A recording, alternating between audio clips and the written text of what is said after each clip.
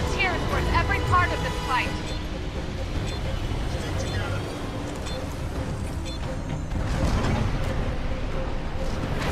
Okay, pilots, let's get this job done. Hey everyone, and welcome to the second ever episode of GameDive. This is the conversation podcast where each episode we choose one game and have an in-depth discussion about the game's features and kind of give our thoughts and opinions. I'm Perry, and this week I'm joined by Cam, Heyo. Mark, Heyo. and Evan. Hey. And we are going to be talking about the somewhat successful action parkour shooter mech fighter Titanfall 2, which is, of course, the sequel to the first Titanfall. Titanfall 2 was released on October 28th, 2016, developed by Resun Entertainment and published by EA. This game was somewhat of a flop at the time of its release, and we'll get into why in just a sec. It has received quite a bit of recognition, I think, in the gaming community since it came out. Its relatively poor sales is most likely because of the date that they selected for the game, which was right like a week after Battlefield 1 came out and about a week or two before Call of Duty Infinite Warfare came out. So it wasn't the best picked launch window, I think. I think it would have seen a much better launch if they'd released it the following year, which around February or March, which was the same time that they released the first one, incidentally. But despite this kind of idea that most people have about its failure or success, it actually seems to have done better than we originally thought. EA executives said they were pleased with the positive reviews, and Vince Zampella, one of the directors of Respawn Entertainment, said that it sold well and was successful. It's estimated that the game sold about 4 million units at least. Anyway, so without further ado, we're just going to jump right into it. We're going to start off by kind of focusing on the single player. So Cam, why don't you give us your thoughts on that? Sure. So the first thing I would obviously start with is thank God there is a single player this time. And go back at Titanfall 1, I think that was a big part that was definitely missing, especially with the opening scenes to the multiplayer, which was the only mode in Titanfall 1. You could see some really cool set pieces, and then you get either shot down to a planet's surface or something else, and you'd never really get to spend much time in the set piece, never experience any of the lore. Thankfully, this time around, we have a pretty well flushed out world. Some things are still missing. They take a liberty of thinking that anybody actually paid attention to the little bits of dialogue that happened in the multiplayer in Titanfall 1. So there's a couple of things that they don't fully explain, or for instance, why there's this giant galactic war going on and what actually the plot is. So barring things like that, I thought the plot generally was pretty good and actually pretty fun. It's a pretty short endeavor. You could probably fly through it in maybe like 5 hours if you were on the right difficulty. But if you notch it up and you play it the way you want to and you run around the different areas, I feel like you can really get some good entertainment out of it, especially with some of the gorgeous set pieces and some of the other really cool and interactive sort of set pieces that they bring in to kind of change up the standard game flow. It's really quite interesting. Yeah, I would agree somewhat. I think it is interesting. They do definitely try to differentiate themselves from the kind of the FPS single player campaign in a few ways. That being said, I think it still has a lot of similarities with like Battlefield single players and Call of Duty single players. But you're right, the set pieces were definitely a standout. The fold weapon and the time shifting and the what do you call it, the fleet chase where you're kind of jumping through midair on all those spaceships. Yeah, they had a lot of interesting like eye candy, and yeah, I thought it was interesting. What do you think about it, Evan? Well, for the most part, I generally agree with Cam. The single player was a welcome addition to the game as a whole, where multiplayer standalone might have felt a bit more sparse in terms of just general content, despite how much they've supported it and the depth that the multiplayer does have in and of itself. The single player really gives players a chance to get into the Titanfall universe, so in a way that the first might not have. Just being able to have a more possibly relaxed but engaging story that fleshes out characters and locations and general plot progression of the story really adds to it.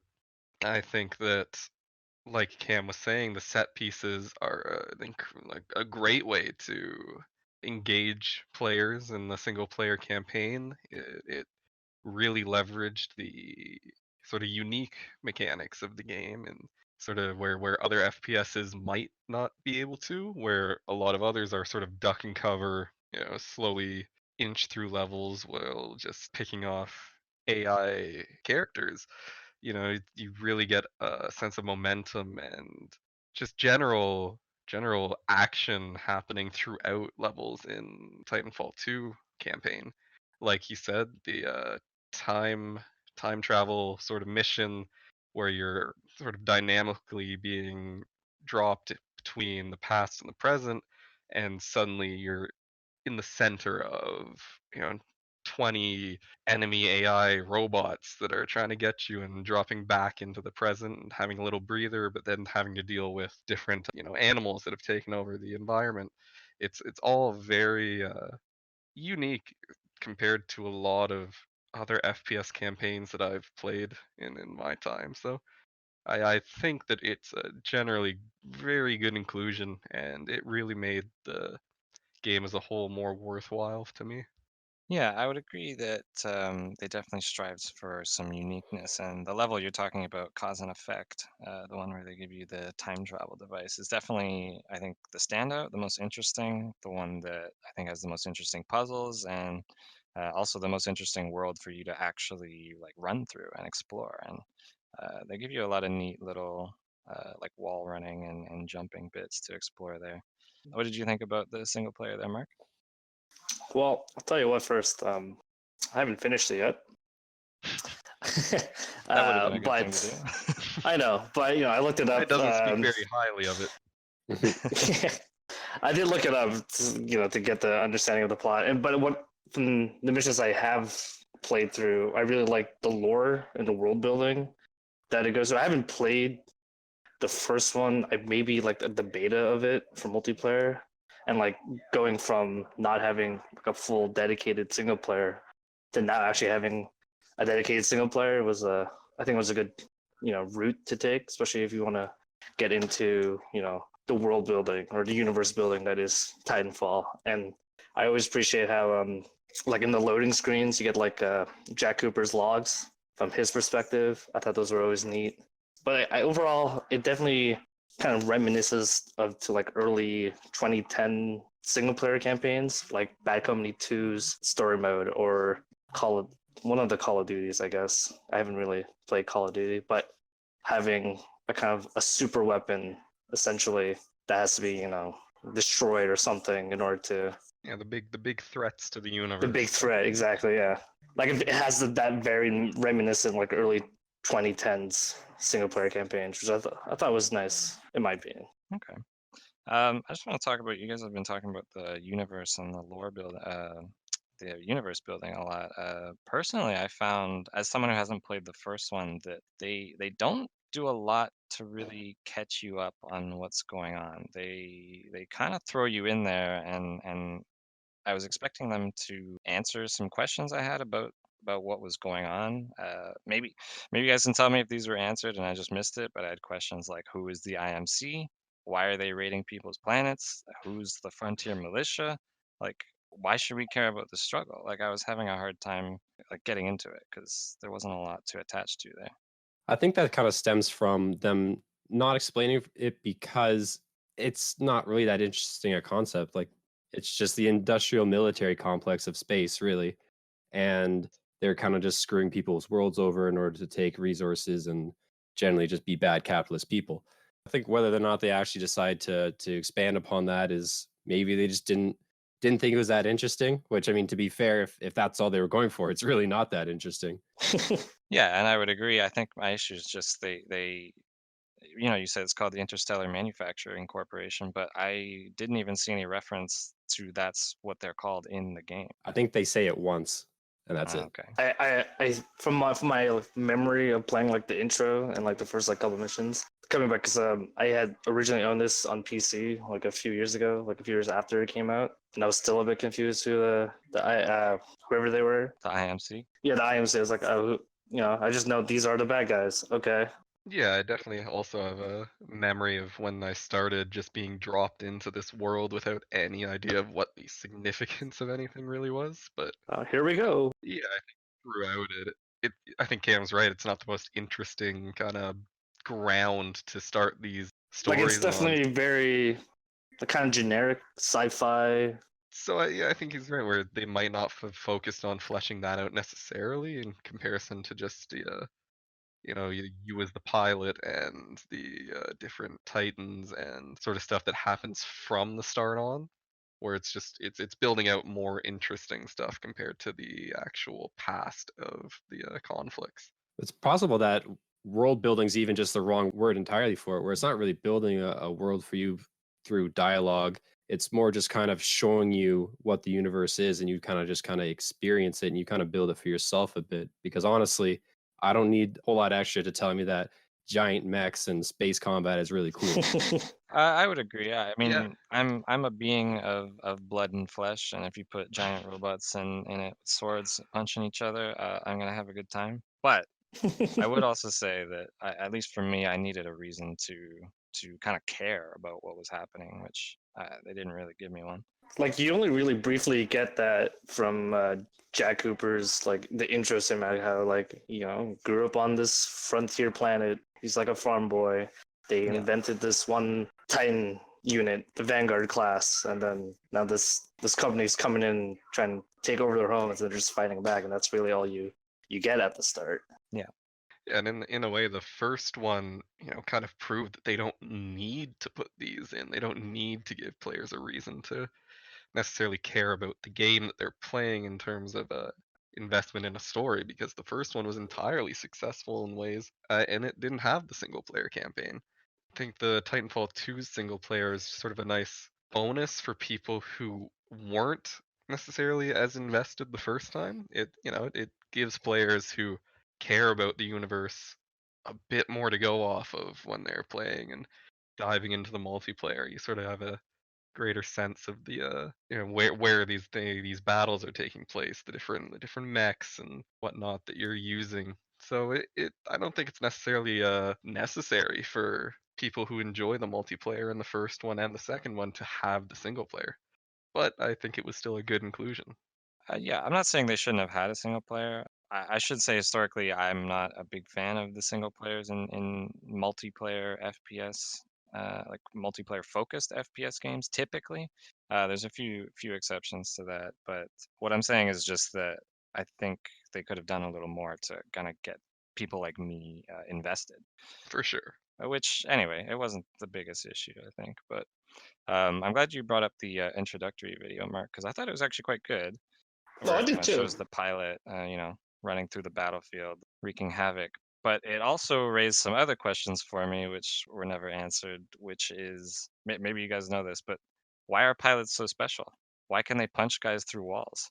Do they have like cybernetic implants? Are they super soldiers? Do they have super strength? Like, it's not explained. Nah, jetpacks just make everyone better. Well, so then the question is, why doesn't every frontier militia soldier have a jetpack? That's the question. Because they suck.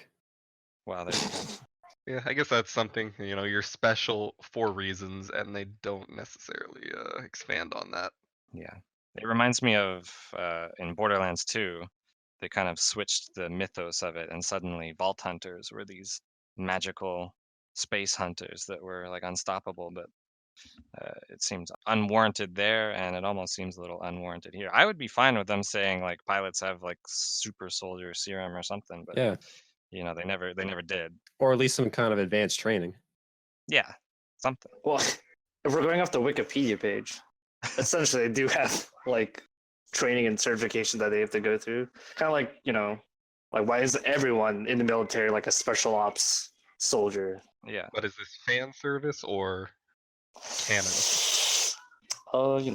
That's debatable. I don't know. So again, it was just I think they could have done a little to just kind of have these details that make things jive a little more. Because then you have Jack Cooper, the guy you're playing as, who is trained in a simulation to be a pilot, and as soon as he puts on the helmet, like that's it, he's in. He's John Wick. He's the one. Yeah. Maybe that's it. Pilot helmets are just made of green scrolling code. Yeah. Can we talk about how like poorly voiced and how shitty a character Cooper is just in general? Every time, like I thought, okay, first I want to give a little bit of credit to the game, even though it's not a big touch, just having like the up and down on the D-pad for some Oh yeah, in-game that was dialogue like options. I thought that was a great Yeah, inclusion actually. it's new, it's a little unique, you don't see before. It doesn't change up a whole dialogue tree, but it's nice to have a little bit of back and forth with BT now and again.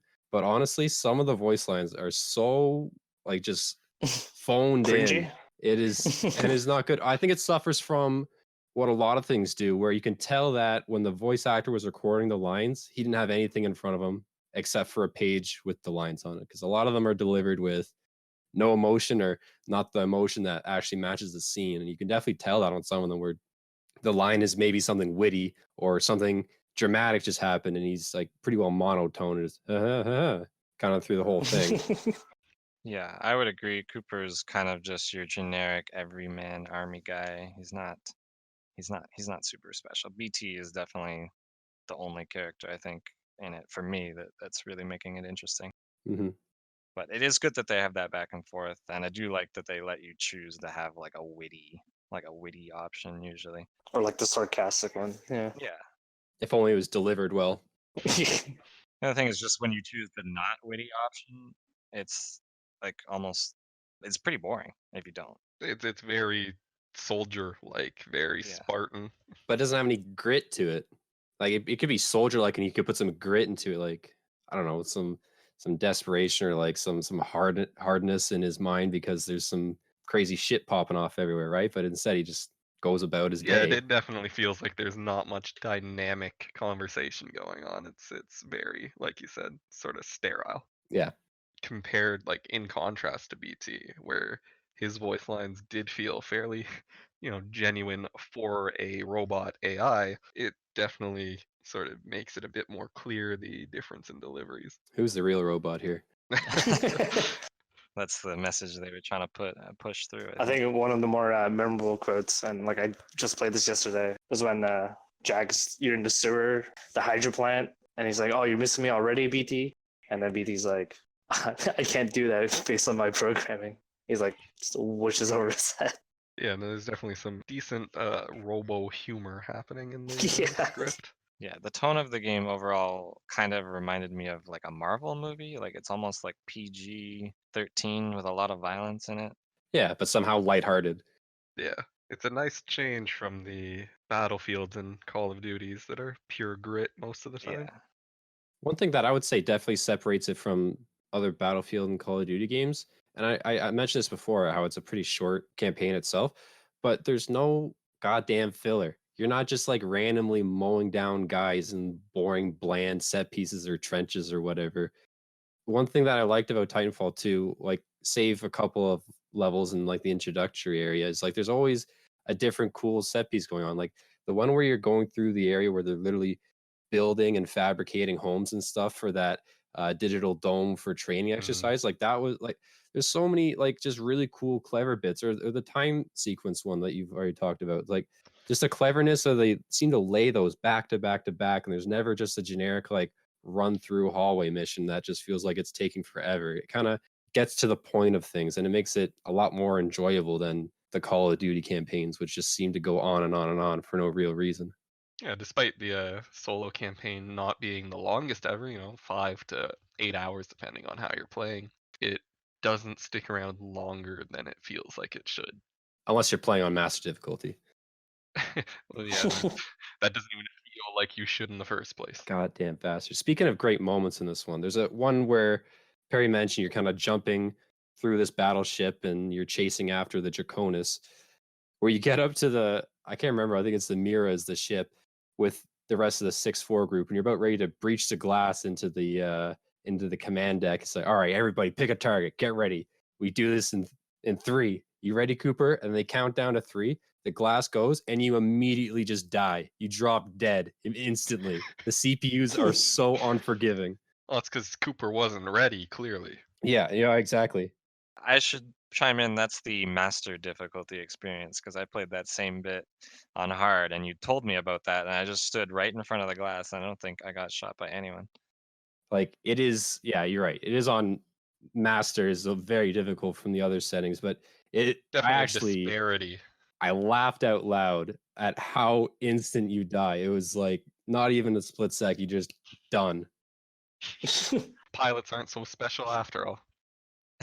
I think there's something to say there about how these single player FPS campaigns have always had this huge disparity between their highest and second highest difficulty. I've played like the veteran mode on most of the Call of Duties that came out probably in the early 2010s, and it was always ridiculous. You always get lasered down by AIs, and you have to take cover after taking like 2 shots, and but then you knock it down to hardened, the difficulty right below that, and it's almost a cakewalk by comparison. Sort of just speaks to the inherent difficulty of creating different difficulty levels where, Yeah. what do you tweak to make something more or less difficult? And a lot of MMOs and RPGs have this sort of issue where a lot of the time the more difficult enemies are just it's like they have crazy amounts of health and you're just chipping down and it doesn't feel more difficult, just more tedious. And in a lot of FPSs, I find, like you said, you just get instantly shot and just lasered out of nowhere because the way that they tend to increase difficulty is to just make bullets hit harder and more accurately without more sort of dynamics in the actual combat. And by all means, it's entirely difficult to tweak AI in that sense. It's something that people haven't really figured out how to do yet. Yeah, it's something that hopefully we see some strides in going forward. So I just want to talk about well, I guess because we're on the story right now. Do you guys know about the twist at the end, if you will? There is a small twist, which I didn't know until I read it on Wikipedia. But No, I must have missed this.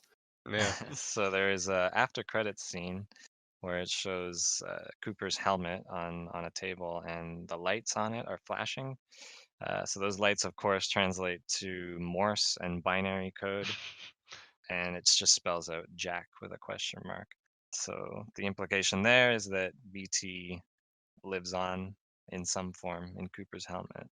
Oh, yeah. Well, they did say at the end that they were going to try to pull BT's personality or his logic from Cooper's memories, but that is cool. I did definitely miss that because they don't. Not an Easter egg that is spelled out for you at the end there. Literally spelled it out. Unless you're a nerd. Yeah. Which we're definitely not. No. Well, I for a good solid month, I learned Morse code. So I mean, Wow, and you didn't pick up on this. God, Mark. again, Even I didn't worse, actually anyway. finish the game. I just read the Wikipedia. Wow, that's like the worst kind of nerd. All right, Mark's a fake gamer girl. Moving on. Morse code, no video. So it's not like a huge surprise for me that BT will make a return, and it's, I mean, he's kind of the best character, so I don't know how they could possibly. Yeah, most compelling of the crew. Yeah. In fact, I really, really at the end, BT should have taken Jack out of him and thrown Jack in the.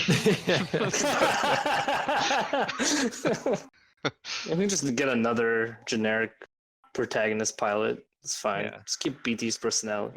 Give him Master Chief. There you go. Master Chief and BT. Cortana can have Jack. Oof. So, are there any story bits that maybe you want to talk about, Mark? I think we covered pretty much All that you played. Yeah, all that. I did appreciate the collectibles, which are just floating blue helmets. Yep. I thought like it added another like an interesting layer of like puzzles and like exploring and like actually using your skill to like parkour to get to a certain area. Oh, but it wasn't super boring finding audio logs or text files. You're right. It's way better than that.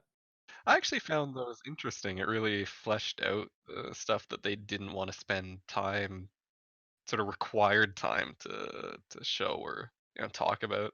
Oh, don't get me wrong. I didn't think they were bad. I'm as someone who platinumed the game, I'm glad I didn't have to go through the levels and look for them. Right? I had a much more fun time looking for these bobbly blue It's like, helmets than. Here it is. Figure out how to get up there in the most funnest way you can. Okay. Well, I found that was the case for some of them, and those were the ones I enjoyed the most, where you had to kind of show off your wall running, your mastery of the running and the momentum to get. But there were a few that just weren't that interesting. Like they were kind of just hidden, which I didn't think was quite as effective. Like the first helmet in the first mission, you can see it really clearly. It's just like up on a cliff, like a shelf, and you can see it right from next to the wall that you're about to jump off of. So it's the first one they show to you, and I really like that they didn't make it ambiguous. They were like, "Hey, here's this bonus thing. If you want to try and show off your ability, like go for it." And I It's a think that's challenge. yeah, that's the best thing that they could have done with these collectibles. The ones that are just like kind of hidden and like aren't that exciting. I could you could get rid of those. I wouldn't mind. But the other thing that I didn't like about the helmets is that their only purpose, from what I can tell, is to facilitate having trophies and achievements because you don't really get anything from them. I could be mistaken, but I thought they were a one-up the first time I saw them. It doesn't make a whole lot of sense. Yeah, I think they're purely for collectathon type sort of mechanics. It's not Completionists, meant. Yeah, it's not meant to do anything. Just the sense of accomplishment, if you will. right, I would agree. But I think there's some games that have done like a similar thing. I know you guys probably haven't played Celeste, but in that they have these strawberries that Hmm. you have to do like kind of a challenge to get. And not only that, but once you get like enough strawberries, you unlock new levels. So I mean, it definitely adds something compelling to attempt to get them in the first place. well, exactly. So I like that they kind of have the intrinsic reward of like completing the challenge and then kind of this extrinsic thing where you get more content. I think Celeste is a rarity, though. I mean, honestly, most of the games, the collectibles are schlopped in worse than this. So as far as just collecting for the sake of collecting goes, I think they were okay. But then again, now that you say that, is it fair to give them a pass just because they don't do it well, where it's clear that they can, a la Celeste? Well, Celeste is like a different type of game entirely. I mean, I don't even know how you try to, that's apples and oranges. I think you can give it a pass based on it being better than these AAA standard. Of course, but it doesn't mean that every mechanic necessarily is always better than the others if the overall game is. There can still be a negative aspect to a good game, and it doesn't make it worse. It just means that there's something to improve for Titanfall 3. If we ever. I think it's actually been confirmed that they're working on it. Yeah, they confirmed it right after Apex came out that we are working on the next Titanfall title, but that's all I'm telling you. And I think they've recently mentioned something about it too, though not that I can remember exactly what it was. Yeah, in the same way like Fortnite's like local modes coming out, right? What are we waiting 2 years now? Come on. They're just gonna bounce around on Apex for years to come. So that's kind of a bit of a segue. I was going to say, I think what this game could have done. I mean, I guess obviously I wasn't the biggest fan of the campaign, but something they could have done is had like challenge maps. I thought that the very first, the prologue, the gauntlet, was actually a lot of fun. And I think they actually could have done more of those. Yeah. Yeah, I could say that the first time I played that, I definitely expected similar sort of levels to pop up throughout the game, and was a bit Like disappointed. simulation training. You know? Even not necessarily simulation, but just sort of the level Trials. layouts that are clearly trials for the mechanics in the game. Yeah. So that would be my suggestion for an improvement. Maybe you can have the helmets. You grab a certain amount of them, you unlock a new like trial map or something like that. It's a great idea. That'd be cool.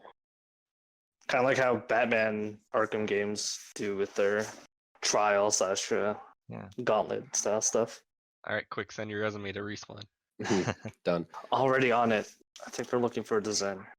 You know what's funny? Just recently I played Uncharted, and Uncharted has a couple of trophies about beating certain chapters in a certain amount of time. And they even have a Mhm. mode in that for speedrunning different chapters. And it felt really weird to me that a game like Uncharted, which is a little more story driven, it's kind of like a slower pace third person shooter, has time trials, and a game about going fast like Titanfall has like a tutorial level, which is like a decent tutorial level, and doing the trophy for that was a lot of fun. But yeah, I think you're totally right. Where it needed more of that. Yeah, and the tutorial level is pretty good. They do a good job of giving you that arena, that space to really practice with the mechanics, and it's one of the best showcases in the entire game of how good the level design can be with the mechanics. And I think it was unfortunate that we didn't get more of that. Yeah, especially with god tier mechanics, unbelievably fluid. Yeah. So from there, I'm just gonna segue into. I'm just gonna talk about the the characters a bit. We've only really talked about Cooper and BT, but this game actually has quite a few characters, and they're not all super good in my opinion. And do you guys know who Barker is? Um, Mm-hmm. Might have to throw a little refresher in there. Oh, okay. So he's the guy who shows up. Well, you never see him, but he flies a plane oh, and he like quips out at Cooper one point. Yeah. and he quips at you a couple times. And I thought this was like one of the worst examples of their storytelling. Like they just throw things at you and kind of are just like, hey, this guy's named Barker. Now, he does show up in the multiplayer as like the Angel City Elite spokesperson. So I I guess think they that's meant six for it six to four, be right? no, 6-4 is a separate one. So I guess they meant for it to be like a little tie-in, but it was a weird thing. It didn't make a lot of sense to me. And then you have like an Arnold Schwarzenegger like ripoff character. It's a bit weird. They had some weird stuff going on there.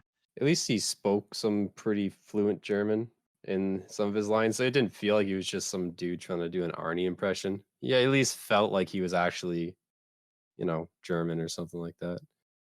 I kind of feel like he might be a character from like the first game. No, I don't think any of the Apex Predators. I don't think Apex Predators are a thing in the first game. No, I'm just saying I'm like Barker. I Oh, don't know if he Barker. was in the first game. Yeah, I think Apex is more of a like this title antagonist. Yeah. So I thought it was interesting that they included some boss fights, but at least on hard difficulty, they weren't really that interesting. They were mostly They felt just easy. yeah, you kind of just fight the same Titans you've already been fighting, but they have more health. Well, I think it's a problem with trying to program the AI. It's hard Yeah. to figure out what the best way. Well, like Evan said earlier, how do you make an AI that's fun and challenging without them just aimbotting you from across the map? I mean, because AI is easily one of the most difficult things to program for games, where it's the most complex. Actually, I like the AI in Fallen Order, which is another Respawn title that recently came out, but that's a topic for Yeah, another. they had about 10 years to work on that one. Oh yeah. Good, they're improving.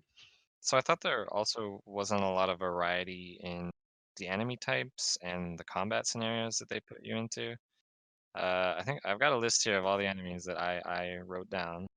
They've got grunts. They've like the IMC grunts. They've got like the shield captains. They're projecting like a little shield in front of them. You've got the stalker, prowlers, which are the beasts, and you've got the drones, reapers, and titans.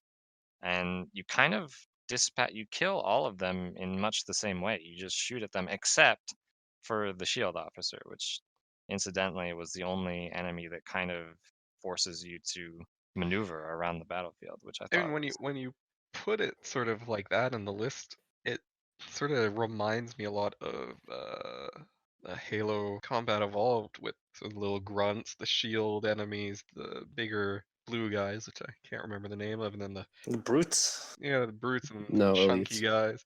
elites. Yeah, elites, and then there's the bigger like chunky tank. And like you said, a lot of the time it's just about shooting them. And in the same sense, the shield guys are the most complex enemy in the sense that you have to get rid of their defense before you can get rid of them, basically. yeah. Well, the reason I want to highlight the shield enemy mostly is because it required you to use the game's use the maneuvering, use the ability to like run around the battlefield and kind of get like an edge on them. And I thought that was good. I would have liked to see more enemies where you kind of have to move swiftly and like have a certain amount of agility. Yeah, I think the issue in the game design in that sense is it really relies on the player mastering to an extent the mechanics, and a lot of games have created enemies or combat situations where those are necessary, like the shield, and it might have just been an aspect where the developers decided that they didn't want to restrict people, create more difficulty, even though, as we think it could have used a bit more in the sort of combat by requiring the movement mechanics to actually, kill enemies. It's come up in a few games where I've played where for an example, Twilight Princess, the Zelda, where you have all these more interesting combat mechanics and abilities, but most of the enemies don't require them because it's been assumed that the players won't necessarily use them or learn them because they weren't required to progress the story. So in a sense, it's them trying not to restrict the players by requiring them to master complex movement mechanics. It does take a lot of precision to properly wall run and look back and shoot, or to Yeah, jump in place, get back on the wall, and then like slide on the wall backwards or run forward again. It does take a lot of precision. If you miss it, then you drop to the ground and you're not moving anymore, and now you're not having fun. I would generally agree that it is difficult to master the mechanics, but at least for me, I found the hard mode, which is the second highest difficulty, to be quite easy. Like I found that a lot of the IMC grunts kind of just wait around for you to shoot them. Yeah. Like you just run around and if you're bouncing off the walls and doing all this stuff, they kind of don't stand a chance. yeah, it's become a bit more. They've sort of leaned more on the playground aspect, where you just sort of have fun blowing away non-threat enemies compared Like to there's definitely times where like challenge.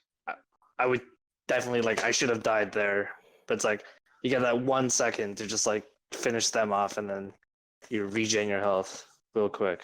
Yeah, so in int maybe they could have, for the difficulty, had more, just even tacked on things that required you to maneuver around an enemy in order to get a shot on them, like the shield, where, on a lower difficulty, maybe they just remove the shield and allow you to hit them from any angle. I think you guys should have played Master then, because I'll tell you what, Stalkers on Master, if you are coming down a hall or on a path towards Stalkers and you see Stalkers, you like get the hell out of there as soon as you can, because those things will kill you. If you're in melee range, anything will punch you out in about a minute. And those things, I don't even care if you're hitting them in the head with every bullet, does not kill them. Those things are super tanky. And I'll push back on Perry's point about lack of enemy variety and who means what. But when you're on Master difficulty, which I actually had some really good parts now that you're bringing that up, is there are actually different types of grunts, and they actually do take a different amount of bullets to kill. And especially stalkers are, how you suggested, you have to maneuver around them, because like you can't just fight these things head on, because Yeah, you're usually it not forces you alone. to change the way you approach the situation. Hmm. And maybe you're right in, I don't know if you should have to play on the hardest difficulty, where a lot of things become pretty annoying, like we've discussed before, just to kind of encounter those different gameplay loops. Yeah, I would say your experience is probably not the typical experience, but I've also played Master, not recently, but I did it before, and it's I had a thought while I was playing it. This is not how I should be playing it the first time. True enough, it wasn't my first time playing it through that I was on Master anyways, so maybe you're right. One thing I would have liked to see in the single player is some scenarios where you're just your Cooper, just the pilot, isolated without BT, and you have to fight against Titans, Mm. because they have anti-Titan weapons sprawled around the maps, but I found virtually no reason to use them. Yeah, like I remember picking up like the Archer rocket launcher. I'm like, what am I going to use this against? The flying drones? Like, is that it? Like, Yeah. this is kind of pointless. So I just dropped that for like a sniper rifle. Yeah, it's definitely a scenario that could have been added to the game and sort of increased the variety of situations you encounter. And I think the problem is generally when you have Titans in play, you need an open space, and open spaces don't work well with running and wall running and things like that. If you had a grapple hook, it'd be different, like you can have in the multiplayer, but just with a cloak ability, like just running at a Titan, I don't think it makes a very believable or very fun. Yeah, and that's not what I would suggest. I think they could have made an interesting boss fight where maybe you're in an arena that has like a lot of cover, a Right. lot of walls that you can run on, and the point there would be to try and harass the Titan the same way you do in the multiplayer without, fighting it head on, because you can't do that as the pilot. I think it would have been an interesting thing for them to yeah, try. no, it definitely sounds like it would be a compelling fight. Like that would be a cool like 2-phase boss fight, definitely. Or like the first phase, you fight him like as the pilot, and then eventually, you get your Titan, and you Titan and brawl it out. Yeah, it would give you a chance to sort of have a power fantasy if you get to a certain point and suddenly you can be equal or more powerful than them, but at the same time, being able to take down a Titan entirely as the pilot would be Exactly. a Well, situation. maybe in the third game. Here's a thought I had as well. For a game called Titanfall, there's not a lot of Titanfalls in the single player. Definitely not. There's exactly two. There's exactly two, and one's a simulation. I mean, it is called Titanfall 2, so Jesus. So they nailed it. They nailed it. sounds like you didn't read the title, Barry. Obviously, I think the emphasis is definitely on the multiplayer, considering that the first game didn't even have a single player. Yeah, no, the single player definitely feels like an addition for the people who felt like they were missing it in the first time. Which is funny because I almost feel like, I think the first Battlefront was like that. We're more just bitching about it on principle. Yeah, it's like the multiplayer is what most people will play and spend their time playing, but just the principle of the single player not being there somehow feels restricted. Even on like Call of Duties, where it's pretty well always complete ass and a waste of time. It's like, all right, it's there. Okay, cool. Not gonna touch it, but good to know it's there. Though the one thing that I will say single player is often very valuable for in FPS games, be it the Call of Duties, Battlefields, Titanfalls, any of them, even if they're not compelling stories, is it gives a player, especially if they're not already skilled mechanically in the genre, a chance to get a grasp and practice against, maybe not necessarily threatening AI opponents in a situation where they're more secure, where, if you drop a low level player online, they're constantly going to be harassed, Yeah. for good reason or not, by people who are inherently better than them, have more experience. It's more, It's a safe space. yeah, it's suffocating when you have to be put into something instantly like that. So the first game might have turned away a lot of players who never really gotten a chance to build their abilities up, where this single player campaign really does a good job. Because I can say that I, had never been a big FPS player, and single player campaigns are usually where I go to first, and it often gives me a chance to um, build up my capability in the actual mechanics at play. That's a good point. That's definitely part of the market. Yeah, I would agree. I think that's a good point. Mhm.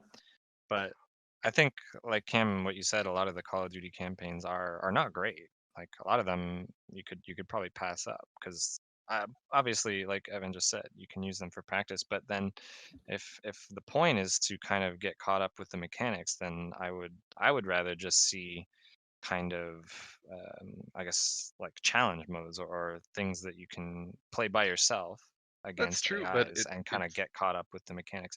And that's in the case where the story is not good, like in Call of Duty.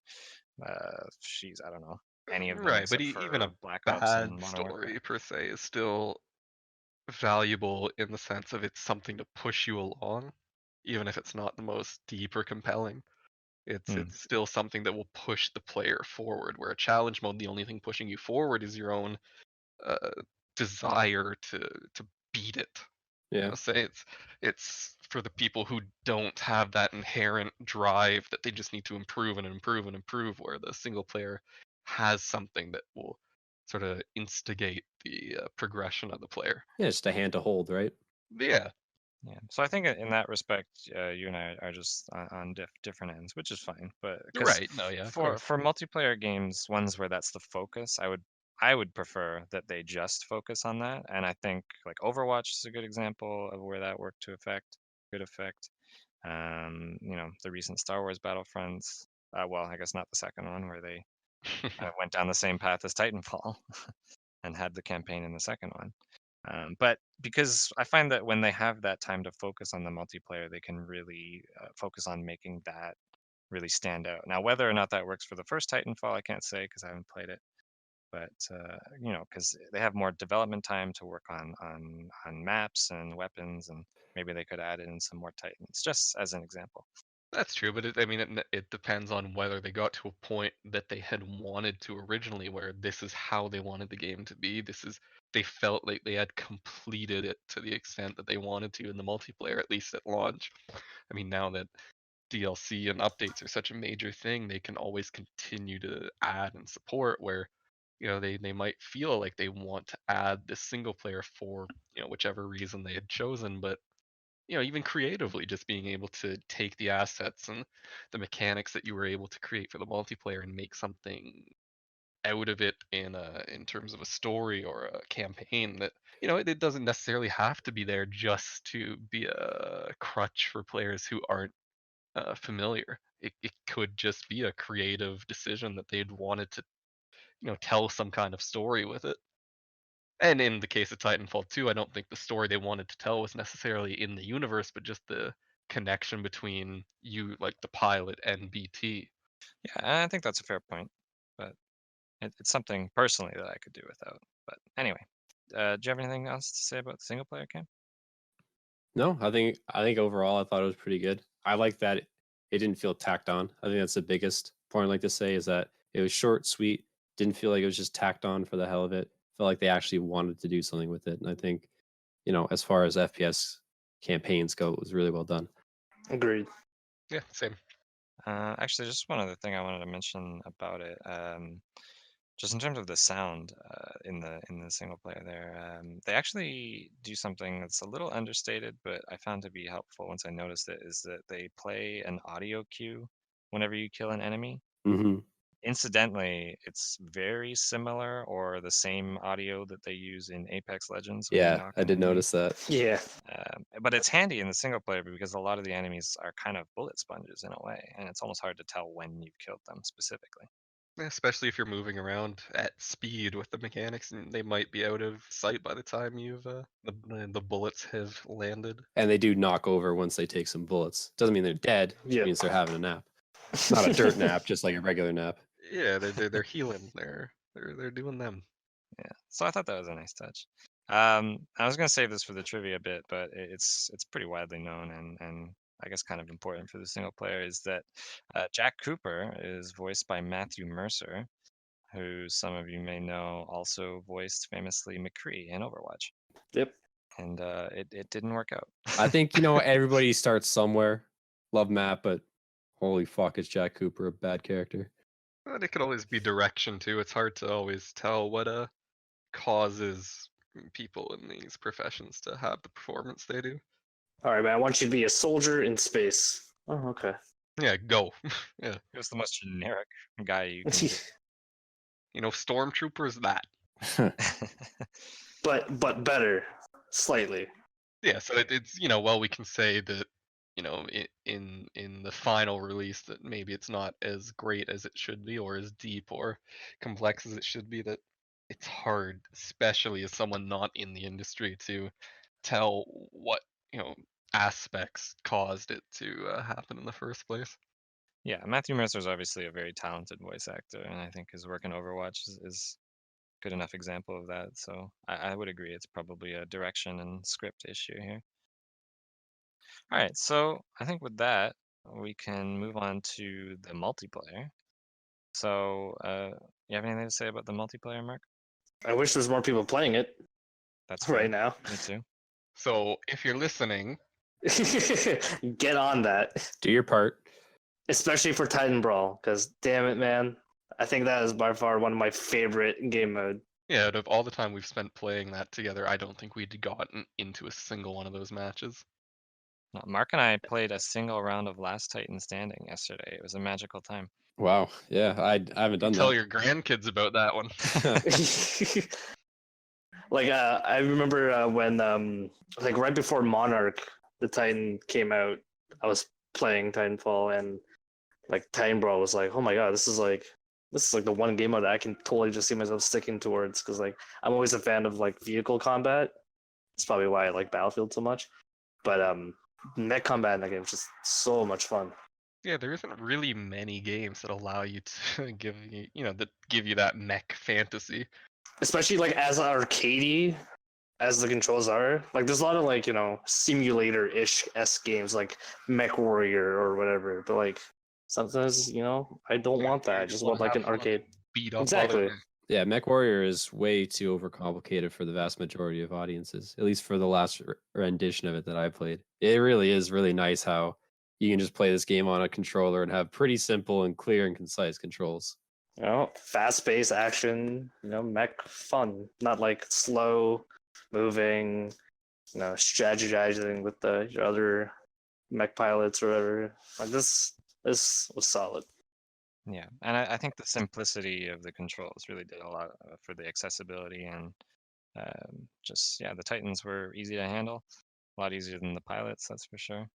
I thought there's a really great focus on the mobility and the momentum in the multiplayer, and the maps are all designed in such a way that from really any position you can kind of find a wall and start running on it and start building up some speed and get going.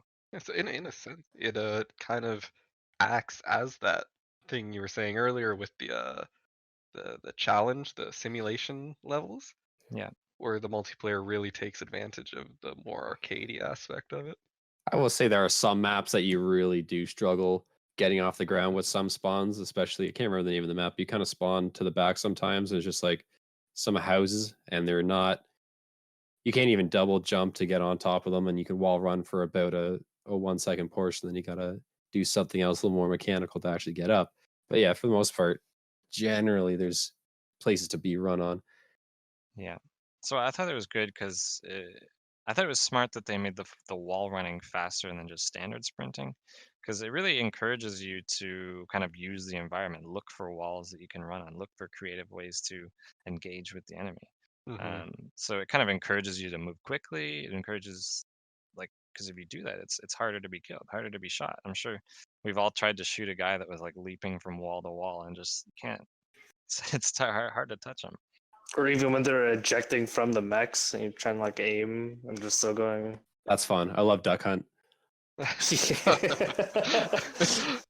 the new graphics on the Duck Hunt games are incredible. Spectacular. I miss the old sound effects, but it's okay. When are they gonna add the dog back? He's busy in Smash. When are they gonna add the Titans to Smash? After Goku, probably. Maybe they'll have Goku piloting the Titan. Oh, Oh my god, can you imagine? I could, and it's terrifying. yeah, no. Yeah.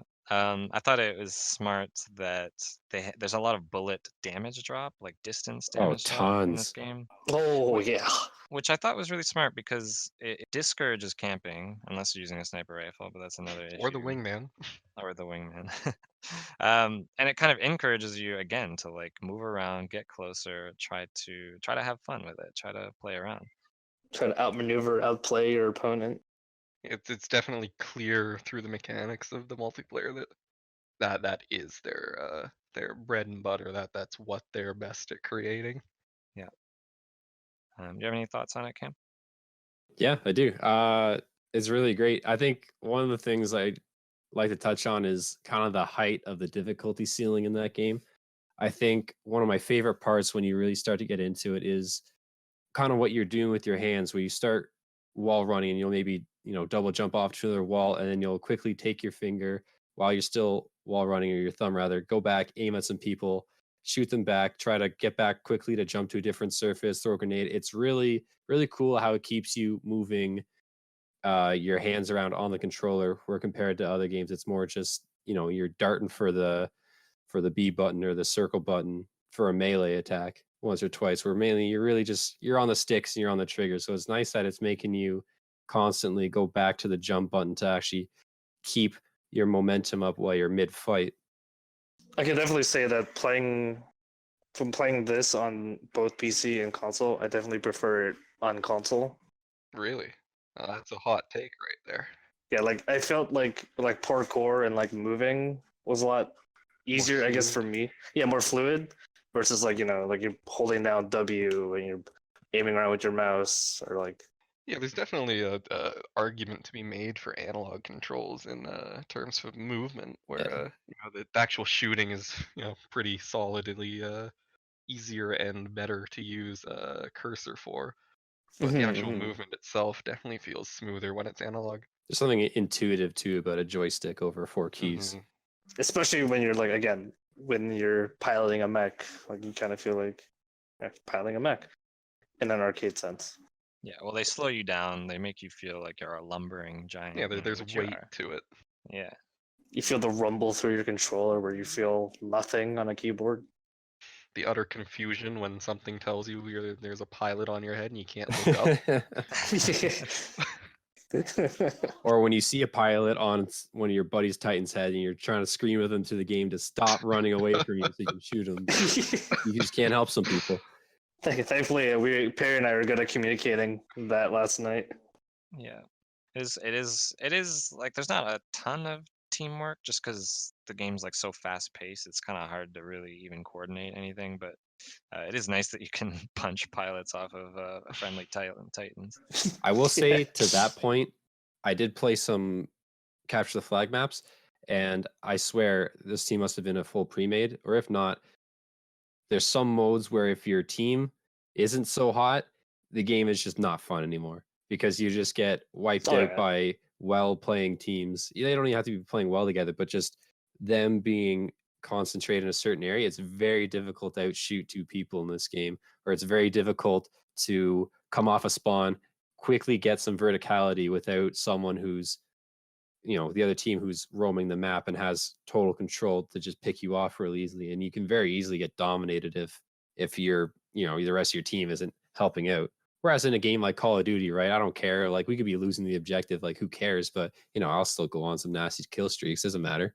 That actually reminds me of the sort of the grunt mechanics in the multiplayer. It's I feel like a great inclusion because in cases where you have a player who isn't necessarily the best at getting involved in big firefights against other real world players, if they can focus on getting grunts and killing specters and the AI opponents who land, they're still contributing to the game Yeah. in a positive way. They're still adding to the score, the final score. They're it gives them a chance to get their Titan and have some more power over pilots who aren't in one yet or whatever. So it is good. It's inclusive in a way. That could be why attrition is probably the most popular game mode, because I will say I've come across some people who are just ridiculous at that game and just absolutely whoop ass. And as someone who like just recently came back to start playing it, it's hard to keep up with them. So having something else to do while you're getting your ass beat, definitely a positive. Yeah, I think attrition definitely is their most interesting mode. It's kind of their most unique thing because it kind of combines everything that Titanfall is bringing to the table. You have your pilot combat, you're running around, and then of course you have your Titan versus Titan and your pilot versus Titan, all these kind of different scenarios. And on top of that, you have the grunts, which what I like about them, everything that you just said for one, and as well that they kind of contribute to the atmosphere of the game. It almost feels like an actual ground war. Yeah. Yeah, it fills it out a bit. Yeah, and also you can kind of pad. Well, sometimes when I'm playing, I'm running around desperately looking for enemy pilots to shoot, and sometimes you just can't find them. So it's nice that you can contribute in a way. Like there's still something to do, Yeah, and not that lull in between like engagements. Moving from that point, it is kind of a hit and miss with me about how sometimes you're all right. There are those periods where you're wandering around. It's like, I just cannot find someone to shoot right now, which can be kind of frustrating when you're in a lull and you just want to go, go, go. But it's also kind of nice, if you're getting, you're off a respawn, you kind of have some space to breathe, kind of have some space to find your feet again and get back into it. Because I mean, if you were to respawn right under a Titan's nutsack, not so great. it's gonna be a bad time. Until you get to like the late game when like all you have are the Reapers and the Stalkers. And there's Yeah, that definitely doesn't give you quite as much time to get reoriented again, but So I'm gonna get into gripe number one about about the multiplayer. I hate Reapers, especially considering how squishy these Titans feel compared to Titanfall 1. Yeah. Titanfall 1, it felt like you could stay around it a bit. It feels like in this one, if you call your Titan in the wrong spot, or even if you just get surrounded, you're against a team of good players with a bunch of archers, or like even a Reaper. Reapers take way too long to kill, and it just feels like there's 1.5 million ways for your Titan to just go up in smoke. I mean, there's been more than one occasion where I've finally got my Titan. I'm dropping it in, hop in. Just within 10 seconds, every person on the enemy team looks at me and fires everything. no matter where they are on the map. And by all accounts, it could just be my fault for dropping it in a stupid location. But in those instances, Sometimes you just can't even I hate being the first one to call in my Titan. It's like I'm gonna wait for someone else to call it in. Just For someone else to die and fuck up first. I Yeah. know strength in numbers for Titans versus having one Titan out quickly kind of feels like a weird concept, but honestly, it feels bad sometimes to be the only Titan on the map. Yeah, there's been Oh yeah. instances where we've been playing and it's like our half or more of our team are running around in their Titans at the same time as a squad, and it feels great. No one is able to really get a angle on us, and that almost feels like the power fantasy there. Mm-hmm. Yeah, I think the Titans in the multiplayer actually do a good job of encouraging team play. You kind of have to stick with your friendly Titans because you can't really take down another Titan by yourself. You can, but you're also going to come out of it with no health yourself. You kind of have to work together, even if you're not on voice comms. And then get sniped away from a North Star. Well, yeah. Well, even to just keep enemy pilots sort of off them, it's definitely worth having on the ground pilots around when you have a Titan on your team. Which is a lot of fun. It's kind of a weird dynamic or a weird thing to think about where you is just a pilot protecting these massive Titans, but that's actually a pretty important role. Yeah, because as a slow lumbering object, you're sort of at the whim of these quick Titan or quick pilots, and if the other team has two Titans, then suddenly you're being oppressed by them, and having friendly pilots to take the heat off of it is definitely a good Or way like of you doing it. communicate to your teammate to like last night, Perry and I were playing on attrition. Like there's occasions where like I was the only Titan up, and like I needed Perry to go grab me a battery. Yeah. So they do encourage team play in that way because, getting batteries for friendly Titans, it builds the Titan core meter for the Titan you give the battery to, and it also builds your Titanfall meter. So they kind of try to encourage you to work together, and you'll get your Titan quicker by doing that. And it's a really fun, high risk, high reward function too. It's nice that it's almost a passive system where they're not pushing aggressively like at you, go help your team or you're gonna like mess it all up. It's a little positive reinforcement. How get a battery adds to your Titanfall meter. Kill grunts adds to your Titanfall meter. It's a lot of that type of stuff where the more you help, the more likely you are to get that power. One thing that I think is really smart is that in any game of at least attrition, because that's basically all I've played, is that any player in the match is guaranteed to get their Titan at least 2 or 3 times over the course of the match, regardless of their performance. I think that's really smart because if you'd had it just tied solely to performance, obviously you would just get a stomp. You'd get like a Call of Duty Modern Warfare where it's just kill streaks effectively, dominating the other team. And I can't say because I haven't played much. Maybe you guys could add to it more, but how the mechanics work in the Star Wars Battlefront games, where certain character players will get that that super character, the Darth Vader. They get that massively powerful character compared to the typical player character, and suddenly they're able to just sort of stomp, depending on how the other players react. But I mean, how does that feel compared to Titanfall, where you get the Well, Titans? I've only played Star Wars Battlefront, the remake 2015 release, and I'll just say really quickly that the way the heroes work in that game is terrible, and it should never be ever again. I can't speak to Battlefront 2 though. Well, I should just say in 2015, the way you get the hero characters is you have to find these little tokens that spawn in certain locations around the map. The issue with those tokens is they spawn in the same spots, and you'll end up with people who just like wait around for them to show up, and it's not. Yeah, so it's not a positive reinforcement system where play the game how you were intended to, and you will eventually get this ability. It's more abuse the system, and you will Exactly. hopefully get And it. I think Mark can probably tell us that they kind of went more towards the Titanfall in Star Wars Battlefront 2.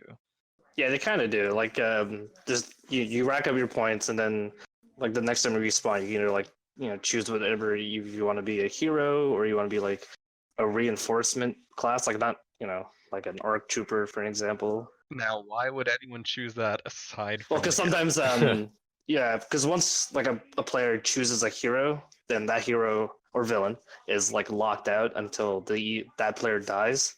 So you still like no matter what, like you still have options. Like maybe a hero that you want to play is locked out, but you can still spend your points to be like either like again like an ARC trooper or you spawn in with a tank, for example. So I think all to say that Titanfall did it pretty good. Absolutely.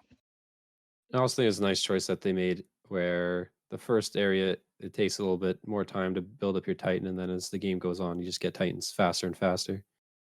Yeah. Yeah, it's weird. Each match of attrition has really good pacing to it. For the first maybe 3 or 4 minutes, it's just pilots versus pilots, and then one by one, the Titans start to kind of fall, and then the nature of the match changes, which I always thought was great. The first time I ever played attrition was one of those magical gaming moments where it was just like when this Titan started coming down, I was like, oh my gosh, this is intense. This is incredible. The Titans are finally falling. Oh wow. It's in the name. I want to say that visual clutter in this game is a bit of an issue in the multiplayer, especially when you're starting out. There's like a ton of like on-screen indicators and hints. My biggest pet peeve with the grunts and their minions is that their noise indicators will appear on your minimap, which can really fake you out. It seems like it's a pilot, but then But it's more not. than that, they look very similar to the pilots. There's no clear color variation or any clear indicator that they're necessarily grunts aside from the little title over their head and how they're moving. But So the title makes it worse too, because again, it's red text above Yeah. their head. It's different, but yeah, that's something they could have but improved on it looks visually, I like think. it looks just like a pilot. Well, not just like, but it also looks like a pilot, and you're just kind of trying to sort through text because sorting through visuals isn't any good.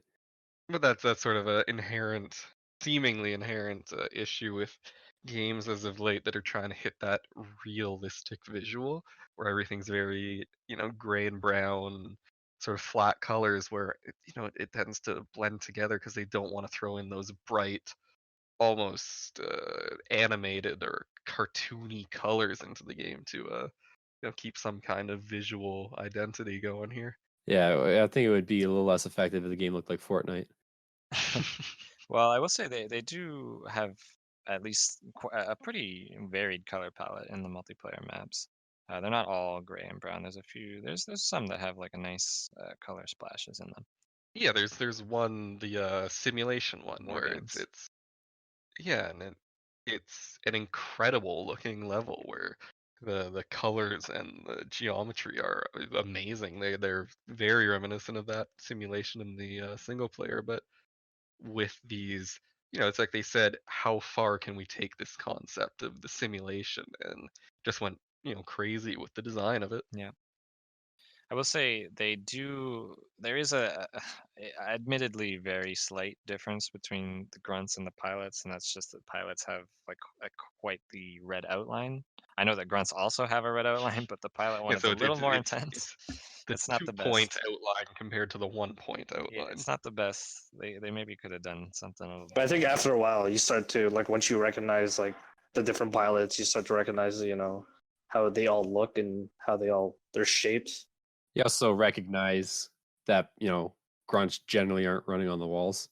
Yeah. Yeah. There's been moments where I've been standing there looking at a group of enemy characters on the ground, just chilling there, and I'm like, I swear to God, one of those looks like a pilot, but he's just standing there. And then, I start shooting the grunts and everything, and then suddenly the pilot turns, looks at me, and flies off because it turns out he was a pilot. And in these situations, it's not like you have like 5-10 seconds to figure this out. These are like 2-3 second instances here.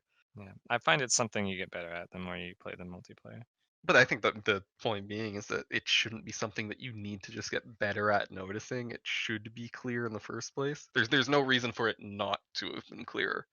Yeah, there could be learning curves in a game, but I don't think Visual clarity is Yeah, I don't one think a learning curve should exist where you can't tell who's more important to shoot based off graphics. Like even giving the grunts or whatever a more distinct uniform or color would go a long way, I think, to differentiate them.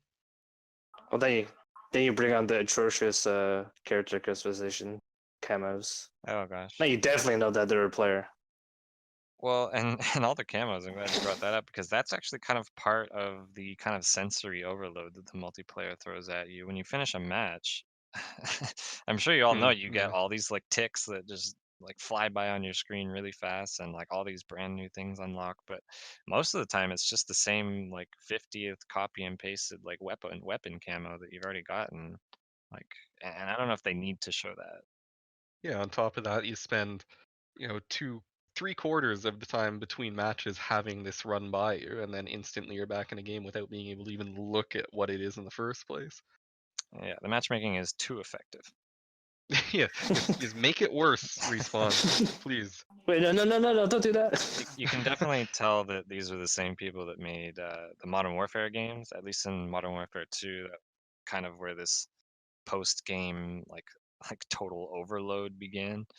In Modern Warfare 2, it's kind of the same thing. You'll level up and you'll unlock like all these things, and this like guitar riff plays, and it's like Yeah. oh my god, there's too much happening. A bunch of bars go. There's a bunch of slamming noises, and Blum, blum, blum, blum, blum. Yeah, I mean, it's clearly like so obviously a mechanism to make a player feel like they want to keep playing, to keep earning these things, and hearing the bangs and seeing the bars, and yeah, it's typical, especially in free to play games as of late, especially mobile free to play games where all of these visual and audio indicators of you did good, you should keep playing are present. Yeah, there's definitely some psychological stuff at play there, and I have to admit, it definitely works on me in this case, because I love seeing all See, that the thing stuff for tick me is by. But it's so overwhelming that I might notice one gun upgrade, or oh, suddenly I can put another attachment on, but 80% of the things that fly by, I haven't even had a chance to look at before it's gone. I'd also go on a limb and say 80% of the stuff you unlock is not very interesting. Most of the gun attachments Oh, aren't very 100%. interesting or dynamic. Most of the camos kind of suck. And speaking of the camos, it takes some of the requirements to unlock them is absolutely ridiculous. Like one of them is like walk 150 kilometers in one class of Titan. It's like how the maps aren't that big, man. Just do laps. Is as far as I've noticed, you have the option, and it's not. Before I say this, a pay to win game in the slightest, but it's very actually forgiving in the sense where you can just earn a lot of the rewards through just gameplay, but it always has that option of, well, you could earn this or pay 50 of these coins and just get it instantly. So I think in a sense, even as good as they are about being able to just unlock a lot of stuff, they definitely didn't want to make it too simple. It's if you had to walk 2 kilometers, then who the hell is going to pay $5 for the skin? Then, or if you Right. have to walk 150 and you don't have time for that, then you could always just give them a couple bucks, and there you go. yeah, and that's really just part of the larger conversation of time versus money, which is kind of a discussion that a lot of these types of games are getting into these days. Yeah. But I didn't find it to be too bad with this one. I definitely don't feel like I need any of the extra stuff on this one. Yeah, because most of the camos suck. Well, that yeah. All just trash Which is cosmetics. something I don't think Respawn has really learned much of up until now, even. I think the only like customization I do like are on some of the mechs, like the decals and whatnot. Like that's it. Yeah, it doesn't feel like you're really customizing it and making it personal and unique. It just feels like you're throwing a different skin on, and it's not really that special most of the time, especially for the lower level ones. There's nicer ones that change up models and stuff, but Yeah. Yeah, I think if they do make a sequel, that it would be nice to see some more in-depth customization with the Titans. Yeah, let me customize. Let me pimp out my Mac real quick. yeah, give me spinners on that. Yeah, seriously, makes you go faster. Can I put a spoiler on? That's horsepower. So I feel like Titans are one of the better examples of including vehicles in these kinds of multiplayer FPS games. They are effectively vehicles, but I think what's really good about them is how they're not just like a separate component to the game. They're very much like 50% of it. Like every Titan, every pilot is, required to carry an anti-Titan weapon. And if you want to win, you really have to, as a pilot, work together and try to harass the enemy Titans and chip away at them. And I think it's a good dynamic. I enjoy it. As a I guess counter example, in Battlefield, the vehicles are very much like an optional thing, and I'm not saying they're bad by any means. But in order to take down the vehicles, you usually have to pick the special class that has the anti-vehicle equipment. Well, so in a sense, it's too good. So you have to actually change up your class just to deal with them. Yeah, in a way. They did it a different way. I don't think it was necessarily worse. I spoke earlier about how I thought some of the Titans felt a little bit too squishy, but on the other side of that point, I do like how enemy Titans feel manageable and not so oppressive. Like sometimes, like a good pilot is obviously a good pilot, but in certain games, like especially Battlefield and like Battlefield 1 springs to mind, where you'd be playing certain maps and this one asshole will be in a heavy tank for 20 minutes and it'll be like 50 and 1, right? And you just can't do anything about it. Whereas in Titanfall, it never feels like, oh man, he's got his Titan. There's absolutely nothing I can do about it. So I like that even though you're less powerful than him, you play the game in a different way and you are able to still do things without being dominated. Definitely maybe give up some believability in how tough they are for just better balance. Yeah, all in the name of balance. Yeah, I think there's a really good gameplay loop of this kind of inevitable death for your Titan. Yeah, it's like you get it and you don't expect it to last very long necessarily. Yeah, which I think works because it's kind of like everyone gets their chance to kind of be in the Titan and do as much as they can. And you don't necessarily even die when your Titan dies. Yeah, no, if you play it well, you just get out and keep going. Which doesn't happen a lot for me. I always forget to bash on the square. Oh god. I also like how when you eject from your Titan, it kind of gives the person who killed you a chance to get the kill. Right, yeah. It's not like you just get a scamper away. Yeah, which I think is good because, again, to compare to Battlefield, if you ever flew the planes or the jets, quite often what would happen when you win a dogfight is the enemy pilot would eject and you'd have no way to secure that kill. You'd feel robbed in a way. So it was nice that they give you a chance to secure the kill. I do want to add that they're finally adding you actually getting rewarded now if they like jump out. Well, it's too late. Titanfall 2 did it better. They should. Yeah, no, you right. But yeah, picking somebody off when they're out of their Titan eject with Tone or North Star, oh, what a feeling. Oh yeah. Especially Todd. I mean, you get that 20mm. Wow, this guy. Yeah. So yeah, it's fun to play pilot and kind of play this cat and mouse game with the enemy Titans, where obviously you can't face them head on, but kind of peek through a window, shoot something at them, and run away, and kind of try to make their day go a little less well and help out your Titans. So I think it's a nice balance. I think at least the game is currently, it feels pretty balanced. There's not a lot that feels oppressive. And I think that may just be owed to the kind of fast pace. Like even if you die to something, you jump right back in. There's not a lot of downtime. I think that also speaks to a level of verticality too. Whereas you tend to get the drop on people a lot. So some weapons may be more effective than others, but when you get in the drop on someone, you're not likely to get outgunned. So you just take as much time as the gun requires, which is not in a way and farther longer than other guns. So everything feels like it can kill at least. Yeah. I think it's also pretty smart that all of your primary and secondary weapons have infinite ammo, barring the anti-Titan weapon, which is the only thing that has limited ammo. I think this is good because it really lets you kind of forget about your ammo and just focus on moment-to-moment gameplay. The things you want to actually be concerned about. I completely didn't notice you actually have unlimited ammo. Yeah. Just not for your anti-Titan. Yeah, just except for that. Which I think is also a good choice because then, you can't just keep harassing Titans with your archer rockets, or you have to take a breather at some point. Yeah. I think it might have been interesting if they would let you scavenge enemy anti-Titan rounds or ammo. Right. Kind of restart. I can't remember, like, does the enemy pilots, do they need to have their anti-Titan weapon in order for you to pick it up?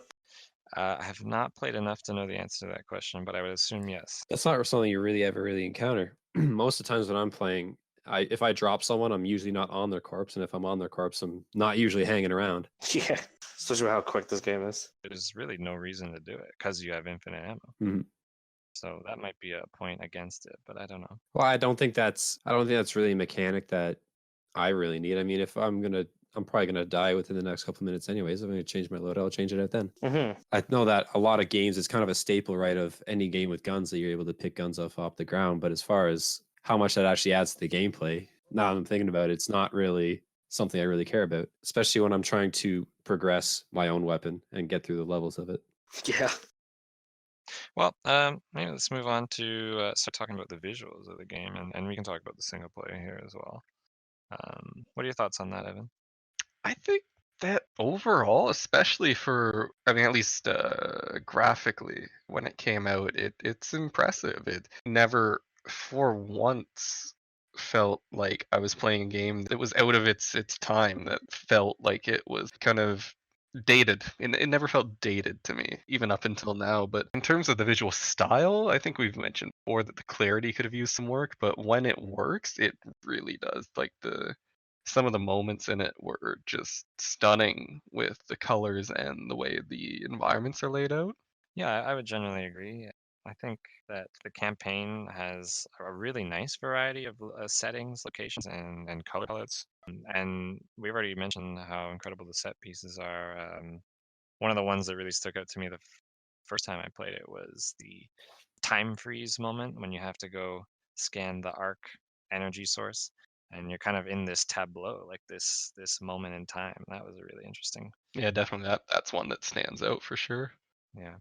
I would agree with you about some of the clarity of the visuals, at least in the campaign. Sometimes it wasn't super clear where they wanted you to wall run exactly to progress. Sometimes it was, and sometimes it seemed like they kind of tried to use the color yellow to indicate like Hmm. walls that you needed to run on, which is good because that's kind of something that they did in Mirror's Edge. Yeah, it's sort of a balance between immersive realism and visual clarity. And then you also get those like the ghost runner. Yeah, I think that was a good inclusion to help people. Yeah, help people kind of get caught up with it when you're not super familiar with the wall running. Mm-hmm. Yeah, I think the Titans in the multiplayer at least have it's very clear. It's pretty easy to tell when you're looking at an enemy Titan. Their silhouettes are all pretty distinct. Like at least I know I can tell like which Titan I'm looking at a glance. Like if it's a Tone or a Legion or what have you.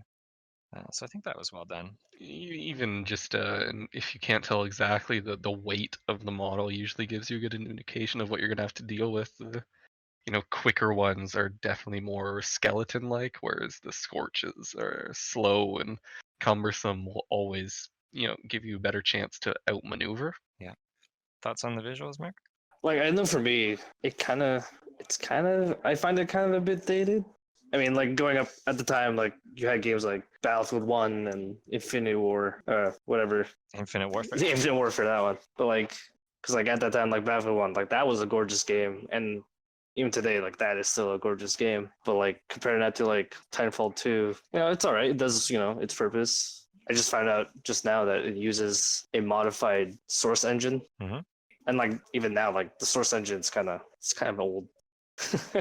Yeah, definitely when you compare it to stuff like Juggernauts, like Battlefield 1, it's not going to hold up. Yeah, it's like Frostbite. Yeah, and that's a good point because yeah, at that time, like those games, those AAA ones were definitely they had a lot of visual flair to them.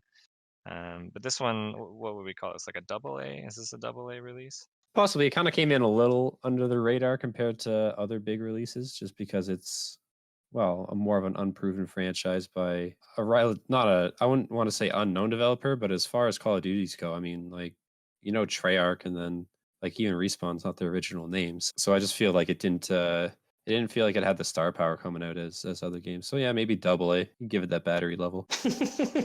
Yeah, it definitely was trying to go off a bit more of a unique world and mechanics to get some attention, but up against known properties, it's really hard to do. I guess we're kind of accustomed now to the art style and what like Respawn's going for Titanfall series franchise, especially with like Apex, for example.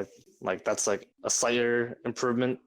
Well, it's interesting you bring up Apex because it actually is kind of a departure from Titanfall. Yeah, I would agree. Actually, I think it's very much a more simple, like cleaner style, way more visual clarity, and it does it in a way that uses a more cartoonish style.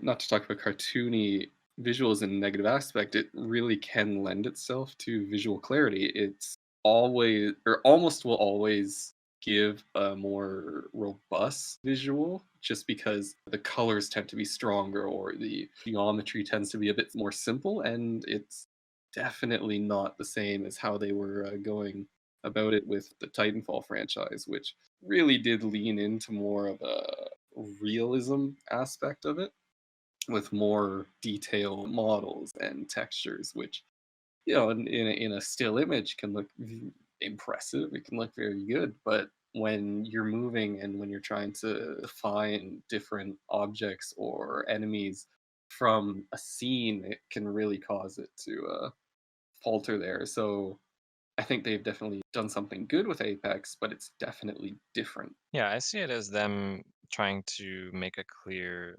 delineation between Apex and Titanfall. Like they're in the same universe, yes, but Apex is kind of still its own thing. Like it's standalone title. Yeah, they're not trying to mix it too much. Yeah, and so with Titanfall 3, I'd be fine with them having similar graphics to Titanfall 2 and, but improved, of course. Absolutely. I think to combine them would just be muddying the IPs here. They're still two very distinct things, even if they're in set thematically in the same universe. They're not the same game whatsoever, and I think Respawn wants to keep it that way. All right, so maybe we can move on and start talking about the sound a bit. I found that the music it's about as good as it needs to be, I think, in terms of the single player. Does its job. Yeah, it does the job. And I mean, for a short, like 5 or 6 hour campaign, I don't think they needed to put a lot. But what is there is pretty good. I know that I can still hear the opening music to a game of attrition in my head right now, which is kind of iconic in a way. What did you think about it, Kim? I thought it was pretty good. I thought generally the music is more or less forgettable, but I thought where the sound really shines is some of the effects when you're in the Titans. Some of the ways that when you shift the Titan when it moves, like the clunking around, and some of the effects on the guns sound really nice and crisp. Just talking about the guns in general, I found that on a scale of guns that sound awful and a scale or at the other end, guns that sound really nice and juicy. I think we're about a 7, probably up on that scale. I think the guns sounded pretty good. Not a lot of them are very distinct, but the sound itself doesn't fall flat, and it's not overly loud for no reason. It feels like it's right about where it should be. Yeah, I agree. I think the actual balance of all the sound and the not necessarily just the music, which can be really sort of a minor aspect in the actual balancing. Just the audio in the world felt very believable. Like there was a lot of weight to the things that felt like it needed to have weight. There was, a lot of felt like bounce off of sound, and if moving around really the sound added to the feel of it. And I really felt the directional sound was fairly well done in the game as well. Between the single player especially, I thought the sound balancing was well done, where you could just hear something and know where it was coming from. They really had a good coding for that. It really made it feel fleshed out and real in a way. Yeah, even on small things like the jump pack, so you get the burst right when you kick that in when you're doing wall runs and stuff. It's not up in your face, but it's there, and it, like you say, it's even bounced somehow, which is a cool touch if you're looking somewhere else from where you're running. Like it definitely adds to the fluidity of it all. I would say some of the moments where I've had issues with the audio was mostly in the Titans. At least when you're playing multiplayer, there's certain scenarios when you're kind of being ganged up on by, let's say, you're being shot by 2 Titans, and then you have a pilot also, shooting you with their archer rocket. It can be very overwhelming. That may just be, I guess, the nature of the game, but you have your Titan onboard computer telling you like, oh, you're outnumbered by hostile Titans. Pilot locking on. Try to avoid taking damage, Yeah, pilot. it's just incessant beeping at that point. Yeah. I think there was a little much there, and I know at least with the Titan executions, when you execute another Titan, sometimes the sound on those is a little buggy in my experience. Sometimes it just doesn't play correctly, or it's extremely loud. That's kind of a minor issue. Especially when it's like delayed. Yeah, but overall, speaking of the glitches, it, Titanfall's a rare modern game where I actually encountered that many, if any, to begin with. Really, it felt solid from start to finish. Multiplayer too, I've not really noticed any major issues between. Maybe the netcode could be a bit better with players jumping around sometimes, but in terms of actual glitches and errors, it's been a fairly solid game. I will say towards that netcode point, I'll have pings of say like 60, right? And then I'll still get, and I will not be host, and I'll still feel like I've gotten away from fire. I'm sufficiently behind cover or a vehicle, and I'll just drop dead, which is kind of annoying because it feels like, oh, I'm safe, I made it, and then you just die because, well, you're not the host, somebody else is. Right. Yeah, this has definitely been a long-standing issue with these types of games, going back a decade and a half now. I feel like some games do it a lot better than they do now. Yeah, I feel like Respawn at this definitely point, has a bad reputation in terms of this, which, justified or not, it's something they have to deal with. Yeah. All right. So from there, I got a couple trivia bits for you guys. I already told you that Jack Cooper is, of course, voiced by Matthew Mercer, and of course about the twist at the end of the story, if you will. But this is kind of some trivia about Respawn Entertainment, which famously was co-founded by Jason West and Vince Zampella, and those are the guys who co-founded Infinity Ward back in 2002. Infinity Ward, of course, are the people responsible for Call of Duty and notably Modern Warfare 2, kind of the ones that really put them on the map and really put them on the trajectory that they've gone on so far. And for those of you who remember Modern Warfare 2's legal troubles, it's actually directly related to these two guys. They wanted to have more stake in the creative process of the Call of Duty series, and they also wanted a fat paycheck for making it so successful. Activision was not so keen on that idea, and Jason West and Vince Zampella decided to leave and make their own company, preferably with blackjack and hookers. I actually remember that fairly vividly because of the nightmare that was the balance in Modern Warfare 2 when those legal issues first started coming up. Yeah, yeah. It's definitely a shame that that game kind of was left in the state that it was. But you can blame Activision if you so wish. I will. Yeah, you can send them a strongly worded email. I'll do it right now. Yeah. All right, so I got some questions for you guys. I'm gonna ask you, Cam. Do you think this game could be just as good without the multiplayer? Without the multiplayer? Let's say that they had never worked on it and they'd focus on it solely as a single player experience. Could they make it something special? I think they could. I think if they really spent more time on it, the single player already has a good foundation. And of course, we've already talked about just the game itself is, very mechanically sound, right? And I feel like there are a lot of ways that they could have fleshed out the story, and B, used the mechanics to make some really cool other missions to the game. Like there's no parts of the game where you're really just like booking it and speeding through a certain area trying to dodge things, which I thought was a pretty big miss.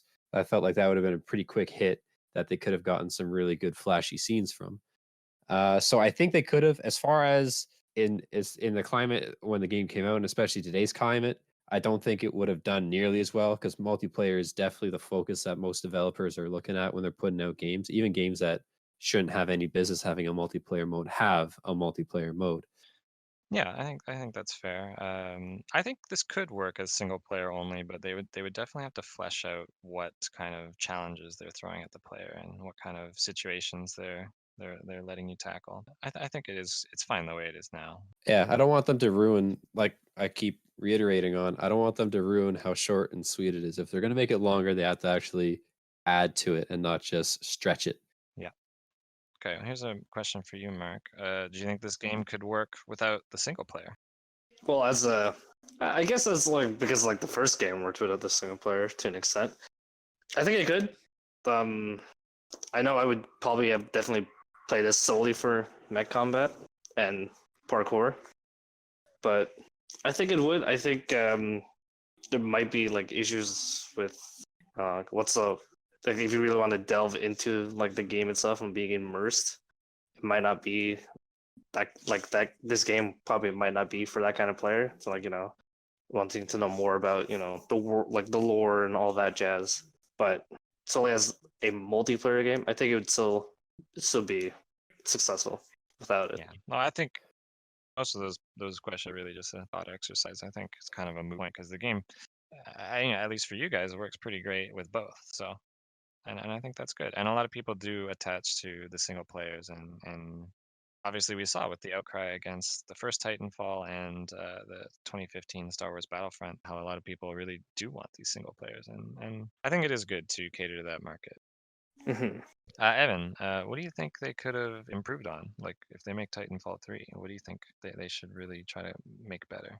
Honestly, I think that the improvements they can make are going to be fairly minor just in terms of tweaking. I think they could flesh out some stuff a bit more.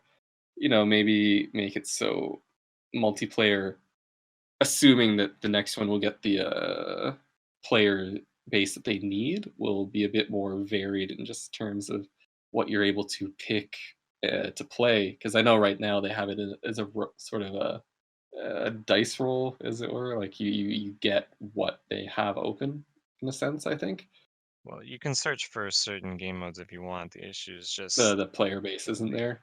in the year 2020, they're all gone. Yeah, so 4 years not later. necessarily their problem, but just the availability of more game modes in the multiplayer. In terms of the single player, I definitely would want them to include it again in the next one. I think that it could be built upon in the ways that I think we've talked about the ways that it sort of fell flat in some regards. But in terms of the story, I think they could, given that they don't have to take away from anything else to do it, I think that they could flesh that out a bit more. Definitely minor things in terms of voice acting we've talked about, but overall, I think there isn't too much they need to improve. I think as it is, it's a well-made game. To do it again would just be to get more of what's already there would be good.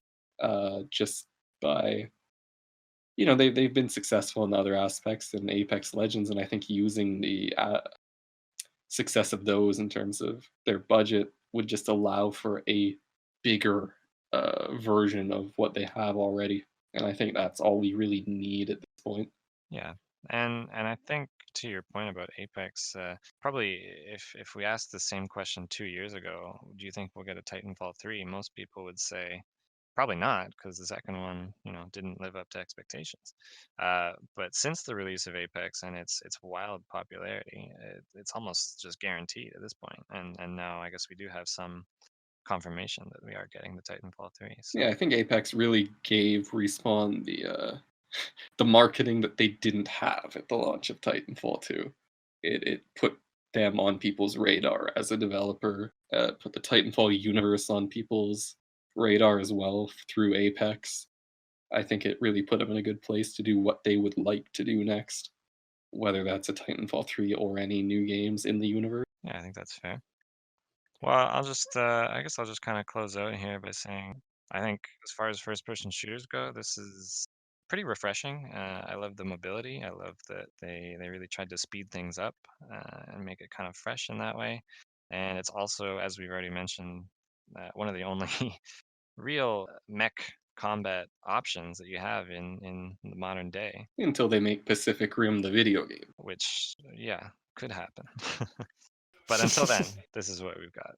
Anyway, I just want to thank you guys so much for joining me. It's been a blast. Thank you for having us. And I think that wraps it up for us. Y'all can join us next episode where we're going to be discussing the original Animal Crossing for the Nintendo GameCube. And that's all for us. Peace.